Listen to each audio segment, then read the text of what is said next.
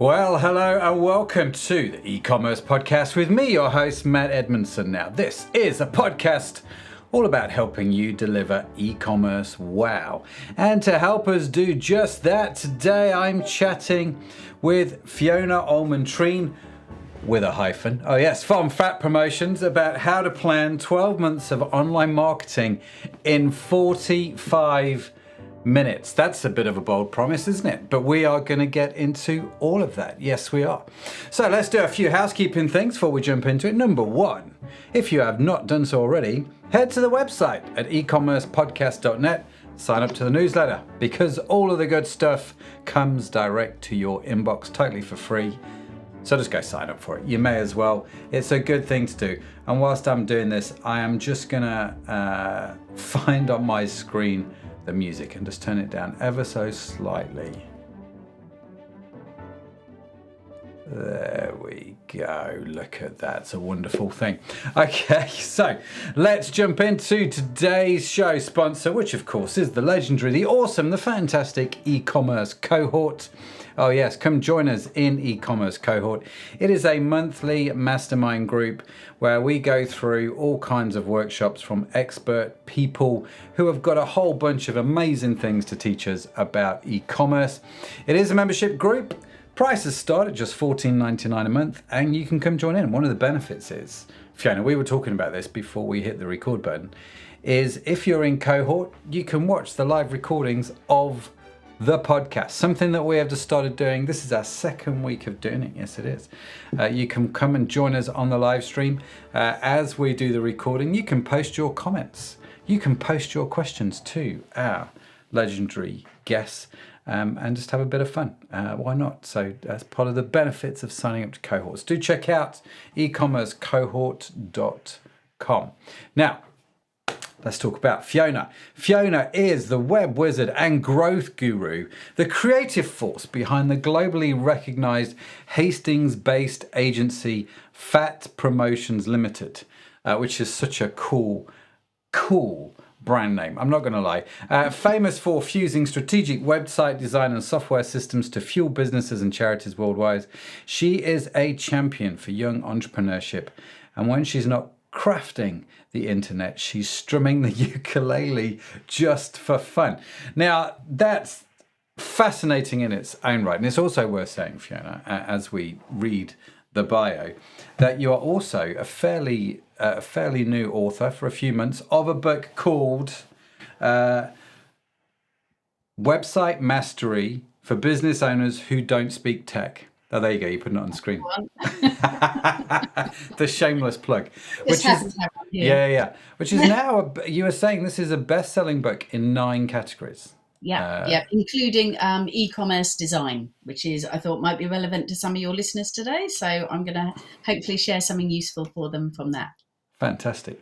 Now, before we jump into it, Fiona, I guess my question is, why on earth would you want to write a book? I mean, I do the podcast, which is, it's great in its own right, and it's a lot of work. And don't get me wrong, I enjoy it. It's good fun. But everyone I've spoken to who's written a book they just sort of shake their heads and quiver, like PTSD has set in through as a result of it. Is that what you found, or was it actually quite an enjoyable process for you? I've got to say, I really enjoyed it. I resisted it for many, many years. Every business coach I've ever worked with, the first thing they seem to say is write a book. And I just think, you've got no new ideas. But I've actually found where it became interesting for me was it's all about our unique process that we go through, because, a website's a website, except it's not, because we're all different, and how we do what we do is what sets us apart. And writing that out, getting the chance to actually think about it rather than just doing things on autopilot, like a Control-C, Control-V. I couldn't tell you where to find copy and paste on a menu. It's just something you automatically do. And it's the same with building great websites. I just found that we're just automatically following our own process. Yeah. When you have to stop and write it out, you actually think, do you know what? Actually, it's kind of self-validating. It's a little bit reassuring to think, we know what we're talking about. So it's pretty cool. Fantastic. Well, it's one of those things. I'm not going to lie, Fiona. It comes up a fair bit with me, and people, like they've suggested to you, go write a book, Matthew. Just write the book. And I've been putting it off and putting it off. And maybe this year is the year that I actually start the thing. I know exactly what it needs to say, but it's one of those things, isn't it? You're just like, oh. I was talking to Daniela Werner, who she runs the Spa Marketing Made Easy podcast. Daniela is awesome, and I was talking to her on a different podcast that we run called Pod Junction, which if you're into podcasts, go check out Pod Junction, ladies and gentlemen. Quick shameless plug. And I said to Daniela, why did you start the podcast? And she said to me, simply because I hate writing. Yeah, I can relate. Yeah. And I was like, that's me right there. I can do the podcast thing. I'm not sure I want to do the writing thing, but never. All I can say is congratulations on doing it. It's a labor of love, and I appreciate there's an awful lot involved in that. So well done. And I was talking to another lady earlier on. She's written a book, and she's going to come onto a different podcast to talk about it. And she said to me, she said, you know what, writing the book was a lot easier than marketing the book. And that's a bit they don't tell you, is all the whole marketing side of things. But, we're going to give you a way to do that in 45 minutes today. Oh, yes, we are. So we're going to get into that. But before we do, right, I have to ask, the ukulele, what's that all about? Yeah, that was one of those things, when your kid says to you, if you just buy me this one gift, I'll never ask for anything else. Well, I'd already fallen for that with the French bulldog and the and then she suddenly falls in love with this tiny pink guitar that she's seen in the shop. Yep. Home comes the ukulele, and I'm thinking, like, I can see it. After a couple of days, the enthusiasm's waning. So I thought, I will join her. I've read the parenting books. They all say that this is what you do. Join your kids in their hobbies and they'll keep going. And she dropped it after a week, and I just found it was the easiest possible instrument to play. I'm not even kidding. It's easier to play than a recorder, and we all had to go through that pain in school. So it just sticks once you start playing it. And there's like a whole underground thing going on with ukulele groups. I mean, I'm in Hastings on the south coast, and we've got something like 12 different ukulele community music groups that you can just turn up and play at. It's crazy. That's awesome. You ask anybody, they'll say to you, "Oh, I've got a ukulele. I think it's in the loft, but I've got one." It's really weird. Yeah, my son has a ukulele. He plays the guitar, and he's a very good guitarist actually. And he also plays the cello and the ukulele. Sort of one springs into another, and he got the ukulele and has played it a little bit. I've had a go. I can play the guitar. I've had a bit of a go on the ukulele, but in my head, who's the guy that sang that song "When I'm Cleaning Windows"? Was it George? George Formby. George Formby. So whenever I hear the word ukulele, I've just got "When I'm Cleaning Windows" in my head. Anybody under a certain age threshold is just going, "You what?" Yeah, exactly. Well, I can tell you at the ukulele group that I run in my spare time is a community music group. And the last time we did AC/DC on the ukulele, that is the thing to be heard. AC/DC. Seriously. Right. I'm gonna call my lad and I'm gonna say, Josh, I want to hear AC/DC on the ukulele. Yeah. That's what I want. She shook me all night long. It's a really good one on the uke. Works really well. Okay. Well, that's awesome. Yeah. I'm in awe of people that play musical instruments and that can play AC/DC on a musical instrument as well. And again, anyone under a certain age has just gone, AC who? That's okay. I've kind of got my head around that. So let's talk about content production then. So the claim of the podcast is, and this is a title that you and Sadaf, the show's producer, sort of came up with. Yeah. Let's talk about that. Let's talk about the premise for that. So you've written your book. You've got some kind of strategies up your sleeve, some insights which I dare say you have learned over the years. So let's start at the beginning. What do we need to think about when creating a 12-month content calendar in just 45 minutes? If I had a stopwatch, we'd click go, but we haven't. Yeah. So let's just go anyway. The key thing is everybody thinks of marketing as something you have to do, and a lot of people have got a boot in their back. As you said with the book that the lady wrote, it's the marketing that's the pain. And everyone says like do big tasks in little chunks, and I say no, do what's a little task, do it in one big chunk and it's done. And Yeah. I've been helping clients do this for over 2 decades. When they say to me, and it was originally their blog post, and now they're saying to me, oh, social posts, and I've got to do LinkedIn articles, and I've got to do da da da da da da da da, and I'm like, you know what, use that wet January day. Yeah. You've got zero, what is it, Blue Monday or something? It's like the third Monday in January. You've got no motivation. You're still fat from Christmas. It didn't fall off. You thought it was going to. Nobody's come back in the new year going, yes, we're ready to spend money with you. You know, it just hasn't happened. Yeah. There's that big slump in January. Fantastic. Use that as your marketing time. Yeah. Book one afternoon out, and that's when you go, all of my content for the year ahead coming up. Bang, and you can do it. And it's all about planning. Okay. So it's all about planning, and the easy way to do that, if you want me to, do you want me to go straight into it right now? Yeah, let's do it. Right? I'm diligently writing notes. Grab your Fiona. calendar. That's all you got to do. Grab your calendar and think, what are those really annoying public holidays I get reminded about throughout the year? All right. So you're starting with Valentine's Day, right? We're in January. It's wet, grotty January. Valentine's Day is February. Then you've got March is Mother's Day. Then Easter is somewhere that moves around every year, and I can never remember why, and it's really annoying. Can it just still? But then you've got Easter. And this is all you're going to do is go through and write all of these out. And you can put as many as you like, especially with e-commerce. It's all about, like everything we say, is strategy first. Who's your target client? Who are they? Because you get these key public holidays that are going to get advertised and promoted and marketed by everybody else anyway. So all you're going to do is piggyback the part of those that appeals to your clients. So, you know, as I say, Mother's Day, Father's Day, you move it, then you've got off to school, then you've got school holidays, then you've got back to school. So anybody who's dealing with parents and that kind of thing, these times are the times when you want to be marketing your stuff in front of them.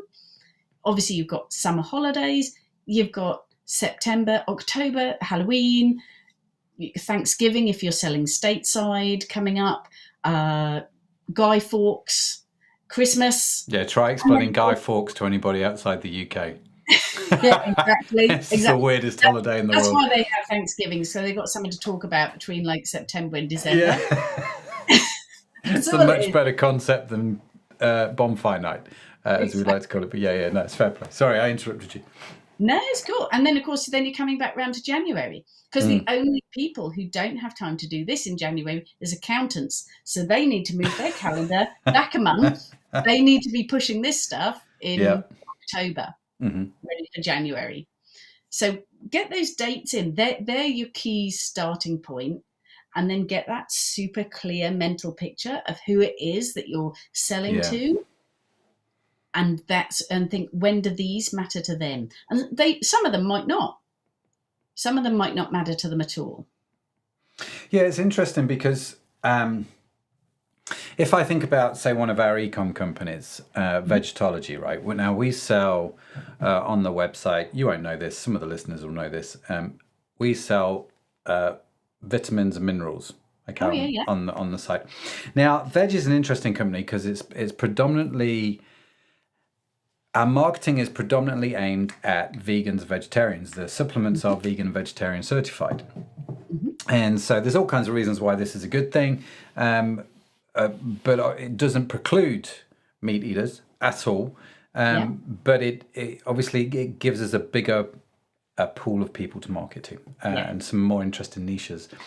Now, one of the things that's always intrigued me when it comes to choosing holidays, for example, I'm a big fan of holidays, right? I love things like Mother's Day and Father's Day and Valentine's Day. I don't know why, I just do. Christmas, I go nuts. And I'm a sucker for it, right? I'm all in. But there are certain holidays, for example, and maybe you can talk to this, Fiona, I'd love your opinion. Take something like Mother's Day. No, let's take Father's Day, because Father's Day is even more contentious. Because not everybody has had a good relationship with their dad, or dad has passed away, right? Yeah. And so I found in the past when we've done something, say, on Father's Day, we get a number of emails from clients going, I didn't really like that because my dad passed away, or I didn't really know my dad, or whatever. And it's a small percent, very, very, very small percentage of people. But it kind of puts the marketing department on edge a little bit when they get these emails.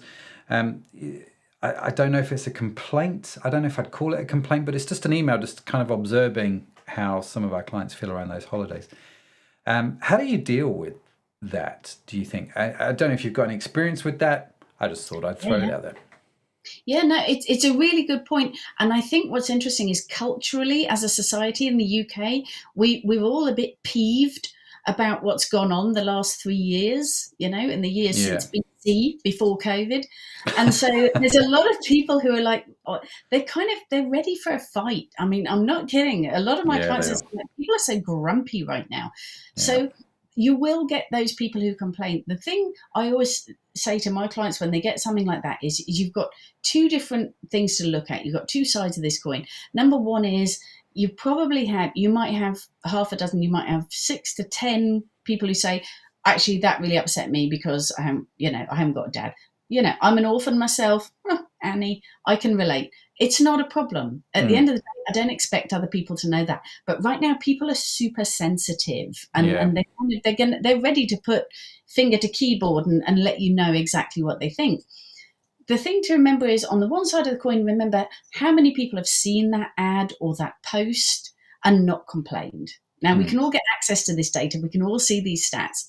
You can see, you got 44,000 people looked at an advert and you got 6 people complained.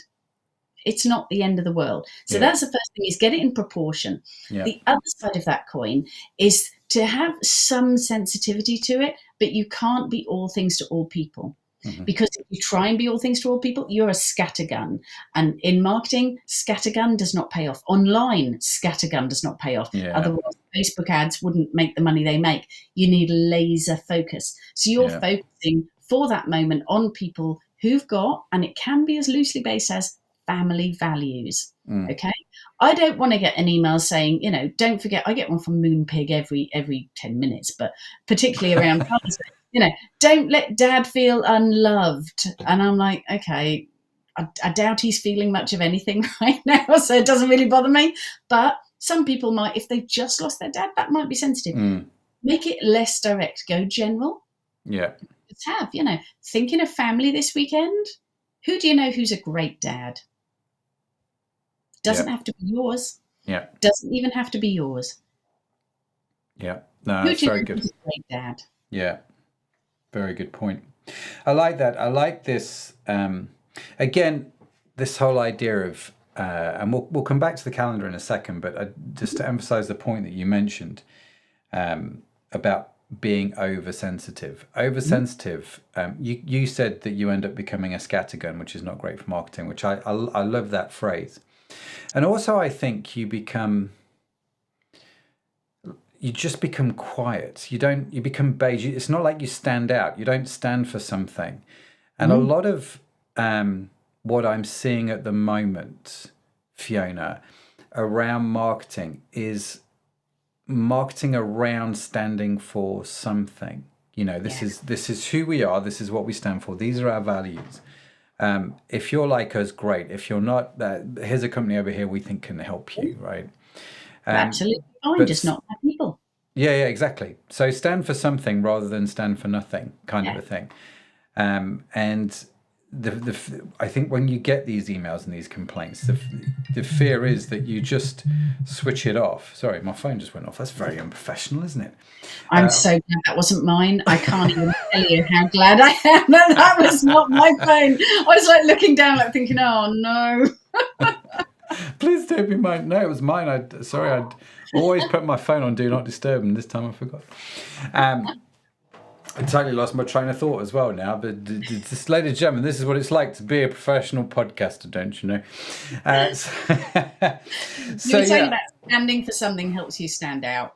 And you're Yeah, absolutely right. it is. And I think the culture in which we have at the moment where, like you say, everyone's a bit grumpy. I love that word. Very British. Everyone's just a bit grumpy and feel the need to share their grumpiness with the world. And they send emails. And some of those emails are maybe deserved, and quite a few of them probably aren't. And so but we get these, and we do overreact, and we do feel like actually, I I I therefore am going to shrink in to myself. Whereas I like what you have said. Well, actually find a way to make this work. So maybe it's not your dad. Can you think of a great dad? If you're a moonpig or something, like send them a card. Which ironically, I always send out several Father's Day cards on Father's Day. But it's a great thing to do, ladies and gentlemen. Top tip. So yeah, I think it's one of those things, isn't it, where when we've done marketing, or you start doing marketing, don't shy away. Do you know what I mean? Really I think so important. When people say to me, "Oh, but we're really busy at the minute," a guy said to me at an exhibition I was at on Friday during the day. He said to me, "I'm not actually. I shouldn't even be here. I'm not looking for more business." And I'm like, why are you here? Why are you here? Yeah. But it's like you always be marketing. A really good mentor of mine said that to me years ago, and I haven't forgotten it. Always be marketing, because you might think, yeah, we're busy at the minute, so great. So build a waiting list, put your prices up, be more selective about who you choose to work with, but never stop marketing, because you're going backwards. You really are going backwards. But what you said about values is true. It's something that particularly we're seeing people recruiting on values now. They're not afraid to put on the website, this is who we are and what we stand for. And if you look and think, oh, that's not for me, great. Just keep walking. That's fine. Scroll Go by. somewhere else. Yeah. No, totally. We did that a while ago. We started probably about 10, 11 years ago. We started recruiting around values first. So changed our whole recruitment process. It really did. A quick story, just because I like the story. In our sort of job application process, we have this thing where you fill out a sort of a form, and we're like, if you were going to be a superhero, who would you be? And there's no right or wrong answer. I just want to see what kind of, if you can't answer this question, then you're probably not going to fit in with our crazy people, right? It's just, and so we have people, fill it out. How would your arch nemesis defeat you? Draw your costume here. And we've had everything from simple stickmen to full on like Picasso quality art going on. And I remember I was in Jersey, and Rach, who was working for me at the time, called me and said, Matt, the job application for a new marketing role closes today. And I just want you to know, Batman has just turned up with a job application and cupcakes. So somebody applied for the role, sent their friend down, got them to dress up as Batman, brought in a tray of cupcakes, and delivered their job application. The most memorable job application delivery I've ever had. So recruit around values. It's awesome. You get free cupcakes, and Batman brings them to you. Anyway, let's talk about marketing. So we're going to do. We've got our diary, right? We're going through the holidays. We've jotted down the ones that are going to make sense for us, which you could probably make most of them make sense for you, actually, if you put some creative thought around it. So I've jotted down the holidays. I'm going to start planning. What sort of things do I need to think about at this point? The first thing to do, and it's a really weird one, is where you've got like, here are the months of the year, and you've got here are when I can market to those people, move it back a month, because it's no good advertising, putting out your social posts about Valentine's on the 12th of February. Move it back a month, right? Everybody makes this mistake, and they suddenly put, oh, special offer this week. We get it all the time. Wonderful scatty clients who suddenly go, oh my gosh, we've just realised it's Black Friday tomorrow. Can you bang this on my website? And I'm like, we can do that all you like, but it's too late. You need to keep drip feeding it to people. So firstly, stagger it. Move it back a month to make sense of it, or further if you need it. If you can offer an incentive, terrific. We work with a plumbing and heating company, and they were doing specials on boiler servicing in August. Good idea. Because no one wants a boiler service in August. don't want to do. They've got nothing to do in August. They've got nothing to do in August. And suddenly they're going, oh, but you get 50% off it. You're going to pay it in November anyway. You may as well have it done now. Yeah. Yeah, no, I'd totally sign up for that. If they're around Liverpool, give me their details, because I'll be like, yeah, sure, just come around, just do that. So move the dates back a month. This is, and this gives you space and capacity to start the marketing effort, which is, I mean, Black Friday is probably the most obvious one. The amount of people that do their Black Friday promotion thinking in mid-October, early November is scary. And people like me and Chloe and all the, James and all the guys who do e-commerce podcasts, we start harping on about it around summer, because it's like, you've got to you start thinking about it now, guys. And so I think, like you say, push it back at least a month makes a lot of sense to me. At least a month, and start promoting around that. That's very, very clever. How do you deal with? I'm just trying to think, actually, Fiona, if there is such a thing. I don't think there is. Is there a crossover? So if I start my marketing for Valentine's Day in January, am I confusing it by bringing it back early because of another holiday that's going on at the time in January? I can't think of anything where that would. I was going to say the only place you might get that is with religious holidays, right? Because there's a lot of religious holidays. I believe Yom Kippur overlaps with a couple of other American holidays. So there's some different. Again, it's knowing that target market. Who am I aiming at? That's the key thing. Because yes, it would be great to reach all those people. But as I said years ago, we were dealing with this really fantastic company who were doing these mid-range designer handbags. And they were getting like 4,000 visitors every single week coming to their website. And 4% were buying, only 4% out of this massive traffic. And we worked out that it was actually, they were paying to advertise on a blog that was all about like what we jokingly referred to as knit your own yoga mat. And they were like, grow your own baby food and do all your own stuff. And they were very much, down to earth kind of thing. They're not the people who are going to spend 500 quid on a handbag that Harrison's going to yak that super grown baby food straight into. Yeah. So it's getting the right traffic. And as I pointed out to them, I said to them at the time, if I could bring you 1,000 people who look or 100 people who buy, what would you rather have? And he did pause to think, which disturbed me on a lot of levels. I'm not going to lie, Matt, that was not the response I was expecting. But it's easy to get caught up in those sort of, we want the big numbers. You want the right people. It's not about numbers, it's about people. So important. So important. Just circling back, if I can, Fiona, something that you sort of nonchalantly mentioned. International holidays. So back to vegetology, we distribute all over the world. Mm-hmm. So I'm obviously very aware of the British holidays, being a Brit myself. I am semi-aware of the US holidays just because, they're marketed over here quite a lot, irrespective of whether we celebrate them or whether we don't. Thanksgiving would be an obvious one. So if I have an international client base, am I doing this for all of the key nations that I'm shipping to? Yeah, what I tend to do is say for your targets, who are your main targets? Because you might say, okay, we've got clients in the States, we've got clients all over Europe, we've got clients in the UK, we've got clients in the Falkland Islands, which I love because they're so cute and teeny on a map and they're so important to us. But it just, historically takes me back. But I don't say, okay, I will do a whole marketing plan for those handful of clients in the South Pacific, because they're not my main audience. Yeah. 80% of your marketing needs to hit that 20% who really give you the results, who really give you the payoff, to be crass about it. But that's what it comes down to. If your till's not ringing e-commerce, you're just another website. Yeah, it's interesting. So, again, I'm just going to pull it up here on my screen if I can find my mouse point. There it is. I just had an email from the company who deals with the paid media on one of our e-commerce companies.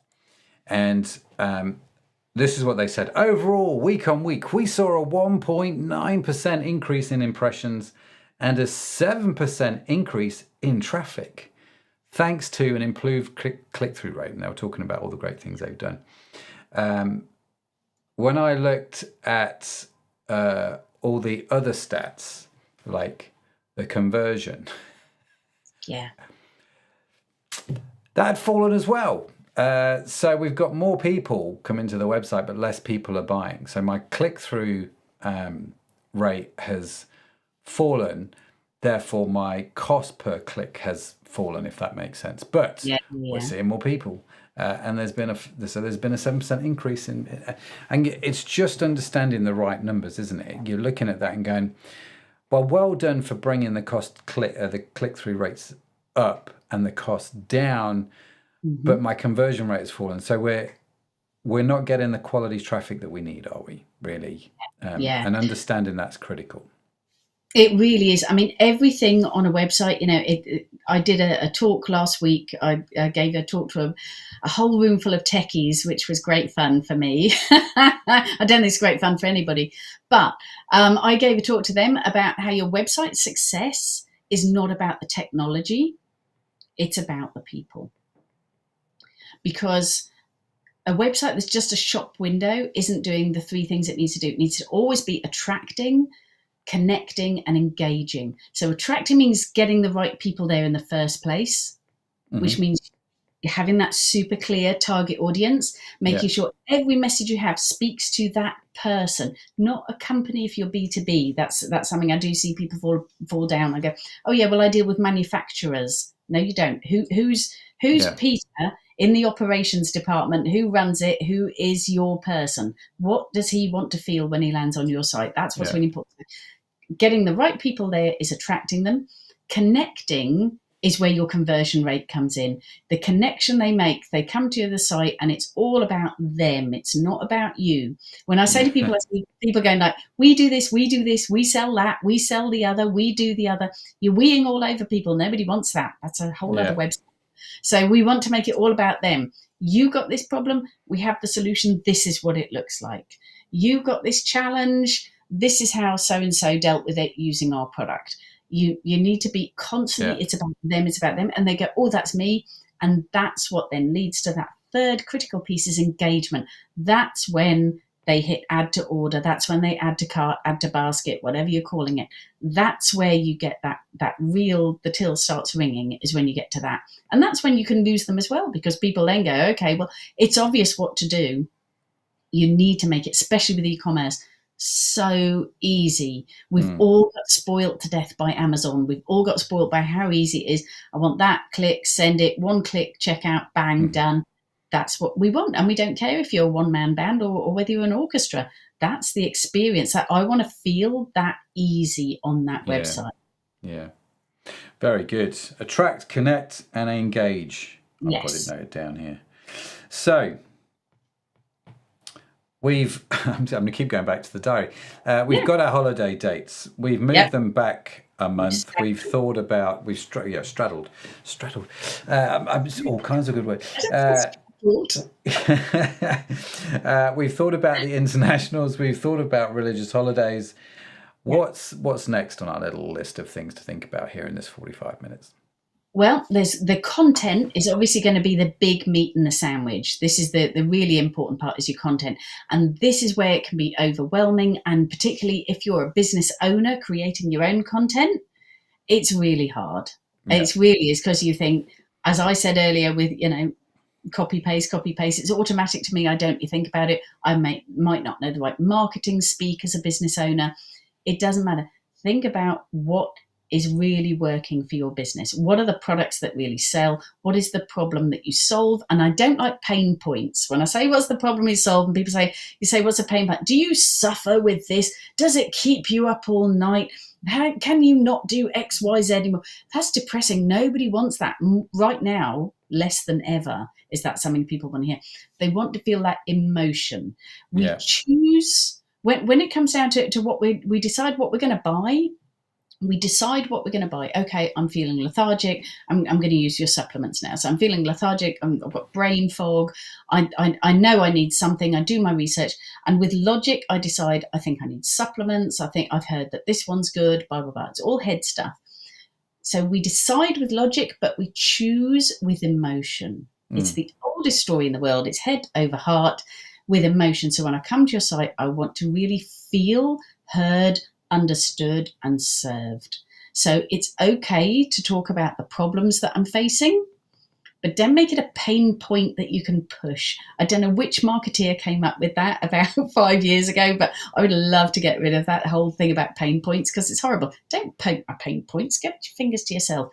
I want to hear how you solve my problem. Soothe me, make me feel heard.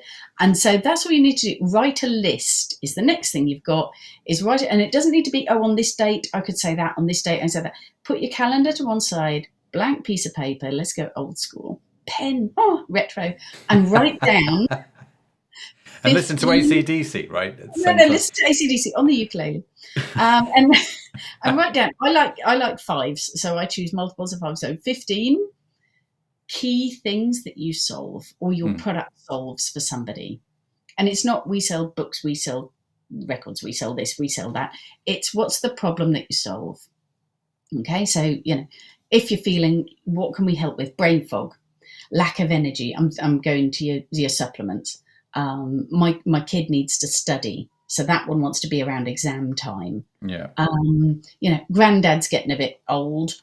That wants to be around Father's Day, Mother's Day, whatever, whoever they are. So get those problems that you solve and have those written out now.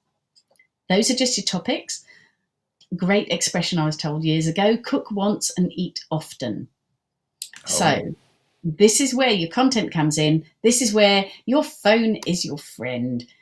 Get your phone out and start recording. And it doesn't have to be perfect. And there's a lot of people go, I hate these talking head videos that I keep seeing all the time. Just get your phone out and pick one of those topics and talk about it for 2 minutes. Literally 2 minutes. No more, no less. Just talk about it. Then you can either do it yourself, or if you've got a VA or somebody like that you can hand it off to, then say, right, get that transcribed. And from that, write it nicely. Or you can play with good old AI, get ChatGPT dusted off. Please learn how to use it properly and make it talk in your voice first, which is a whole other topic. Do not. You've seen those as well then. Yeah. Oh my gosh. Do not show me another social post that looks like it was written by somebody who's never met you and there are 5,000 emojis in it. Okay. Don't do that. But have that transcription rewritten nicely, tidied up, take out your ums and your ahs and your ums and all those sort of bits. There's your social post. And then you've also got, if you want to, if you're brave enough to use the video, you've got the video to go out on YouTube. You've got the written post to go out on your social. You can then, if you want, you can expand on that point, add a story of somebody you've helped in that way, or a customer testimonial. And there you've got a blog post, or you've got an article for LinkedIn. And then put a snippet of that into your newsletter, and you've got content. You did a 2-minute video, you've got 5 pieces of content. Very good. Yeah, I love that. It's the reason I talk about this a lot, actually. The reason I love doing the podcast, Fiona, and I'm quite happy to sit there with my phone and talk. I like the sound of my own voice. I'm a podcaster for crying out loud. But I get that, and I can do that, and we have done that. And I love this strategy because it's so. What you're doing is you're making it easy, right? Yeah. And for me, podcasting, we've just done this whole teaching series. Teaching series is the wrong phrase. We've just done an expert workshop on cohort. Quick shameless plug on how to do podcasts for if you're an e-commerce business. One of the key reasons you want to do it. One of the things I love about this. We started recording, I'll tell you when we started recording because it will tell me, 39 minutes and 26 seconds ago, right? Yeah. We're going to go for another 20 minutes, I guess, finish top of the hour, maybe in the next 10 minutes. Really, it's the first time we've met. We've had a great conversation about content creation. like you, we've just turned up. I've got an expert, chatted. The amount of content I can create from that one podcast episode is obscene. You can create 30 to 40 shorts, quite, the short form videos, fairly straightforward. Loads of captions, quotes for social media. You've got your blog posts, the audios, your podcast, the videos, YouTube. You can create like a little 2-3 minute segment and put it on LinkedIn. I mean, what I like about what you're saying is you're starting with video, which I think is where everybody should start, because that gives you so many options as you tumble down which is why I think Daniela, when she was talking about she hates writing, she discovered actually that if I write, I've just got the blog post. If I talk, not only is it much more of an interesting experience for her, but she's got the video, the audio, and she's got the blog post, and that's the key thing, I think, to what you're saying, isn't it? Yeah, absolutely. And then it just makes it easy for you. And, I do get that it can be tricky. I never listen to myself back. When I record it, I never listen to it back. Okay. No, it would never see the light of day. It would never see the light of day if I did that. My wife's exactly the same. I'm not going to lie. I couldn't do it. Just could not do it. But one of the things that I do is I run a masterminding group for local business women in my area. And they all say the same thing. You keep saying about doing video. I can't do video. So no, you can't watch a video of yourself. Yeah, that's a different thing. You can record a video, but you can't watch it back. So don't watch it back. Who cares? Just don't watch it back. But I know that one chap, I had a chat with Daniel Priestley, who wrote Oversubscribed, all about how to build a massive waiting list for business. Great book. Right? Yeah. And he said, you need to go out and look online and see how much of you and what you stand for and what you sell can I absorb? Can I sit and binge a day of content about your company? And there were very few people in the room who could say yes. Very few. And he said, because that's what they do. Because it used to be very linear. People would decide what they wanted. They want to buy a widget. They would search online for it. They would find your website and a few others and look at them. They might look at reviews and things like that. And then they would just go to buy. And it was very linear. It was very much in one straight line.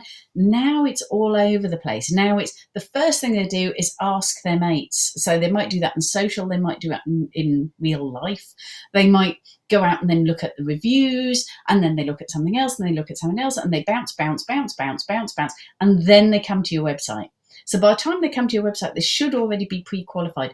As much as you can saturate that bounce before they get to your website stuff, the more you can saturate that with the good stuff that you control the narrative of, the more likely they are to buy as soon as they get to you. Yeah. No, very, very powerful point. Love that.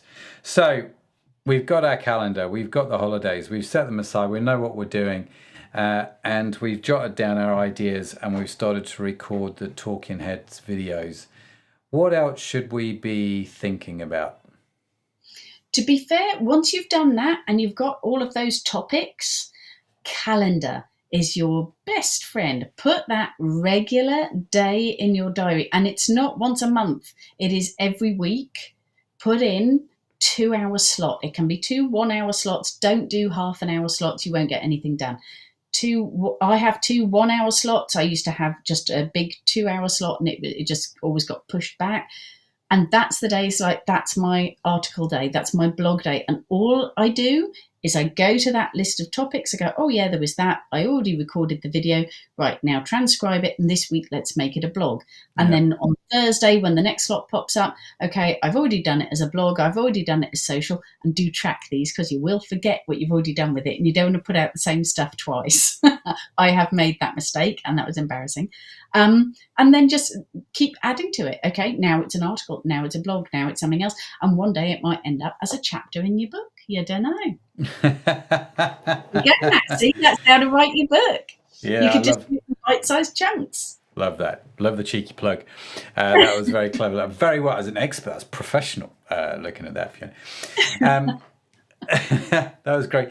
One of the things you said is don't put out the same stuff twice. And I'm going to take a slight exception to this. Exception's a wrong phrase.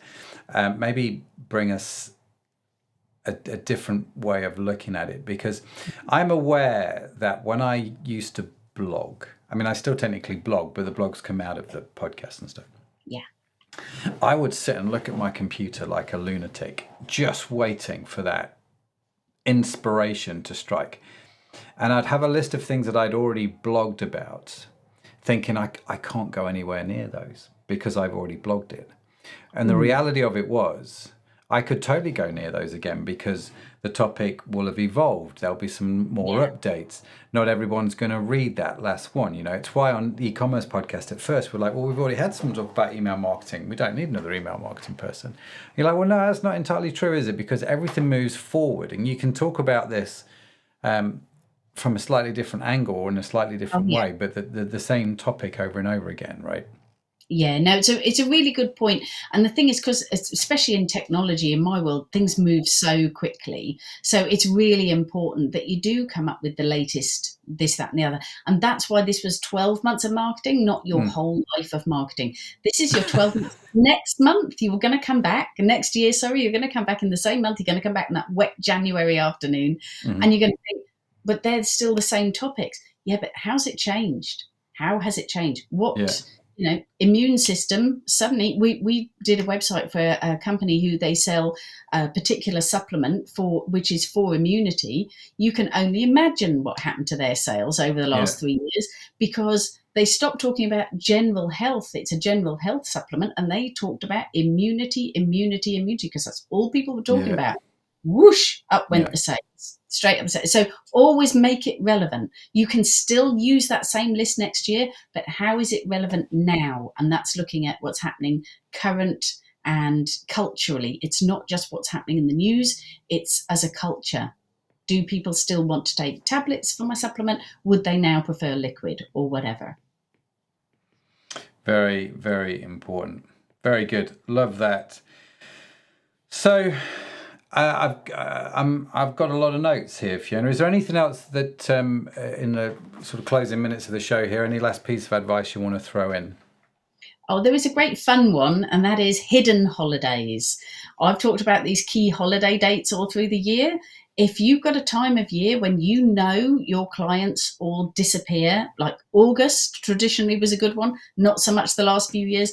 August is dead as a doornail for us because everybody goes on holiday. Nobody wants to do anything. Yeah. So we know we ramp up our marketing in June to existing clients. So it's not just the social and the blogs and the articles. We then start really targeting our existing clients and saying to them, we know you're probably already planning your holiday in August. We hope you are. It's going to be a great one, blah, blah, blah, whatever. Get your orders in now and we can save you a slot in the schedule, blah, blah, blah, blah, blah. And it fills up those quiet times. So look for your quiet times. When are the flat spots in your year, and start planning to market to your existing clients on top of that. Great. Love that. Love that. Fiona, listen, I'm aware of time and I feel like, we could carry on talking about this for quite a while. It's quite nice talking to you. You're a very easy person to talk to. Fiona. Awesome, thank you. If people want to reach out to you, if they want to connect, if they want to find out more about Fat Promotions, they want to get a hold of your book, what's the best way to do that? Best way to do it, you can go to my website. If you go to fatpromotions.co.uk, you can find me there. But you should be able to Google me, look, and you should find at least 7 hours of content, or I'm not living by my own rules. But you can download a free chapter of my book, which is all about, that particular chapter is all about getting your target client crystal clear. So if you go to website masterybook.com, that will get you a free copy of the first chapter of the book, all about crystallizing your marketing message for the right target audience. Fantastic. Website mastery. That's it. Oh, mastery.com. Website masterybook.com. We will, of course, put that in the show notes as well. And if you're subscribed to the newsletter, ladies and gentlemen, that will also be winging its way to your inbox. It'll be in the show notes. We put all the links and stuff in there on the website as well. E-commerce podcast on there. It's all there. Just go check it out. Download the free chapter. Get in touch with Fiona. I'm sure she'd love to hear it. And it's actually only just now, and this shows you how fast my brain is, Fiona. It's only just now I finally understood why you called it Fat Promotions. Yeah, the fun I have naming my kids. Peter Robert will never forgive me. It's yeah. At first I was like, and it was capitalised, and now I've realised. Now looking at your name, okay, I get it. Fantastic. I used to get people say, but you shouldn't do that because you're not fat. And I thought, well, A, that's a good diet incentive. And B, you know, my phone's not actually orange. And I don't think Richard Branson's a virgin. So it doesn't really. Yeah, and I'm not sure he drinks Coke anymore. So no, that's that's very, very true. Very, very true indeed. Love that. Love that. Well, Fiona, thank you so much for joining me on today's podcast. Loved the conversation. And thank you, Matt. I really enjoyed it. Really appreciate it. Thank you. No, it's been great. Absolute legend. Also, a big shout out to today's show sponsor, the e-commerce cohort. Remember to check out the e-commerce cohort, ecommercecohort.com. Come join us. Come join the membership. It'd be great to see you in there. Now, be sure to follow the e-commerce podcast wherever you get your podcast from, because we've got yet more great conversations lined up, and I don't want you to miss any of them. And in case no one has told you yet today, let me be the first person to tell you, you are awesome. Yes, you are. Created awesome. It's just a burden you have to bear. I've got to bear it. Fiona has to bear it. You've got to bear it as well. Now, the e-commerce podcast is produced by Aurea Media. You can find our entire archive of episodes on your favorite podcast app.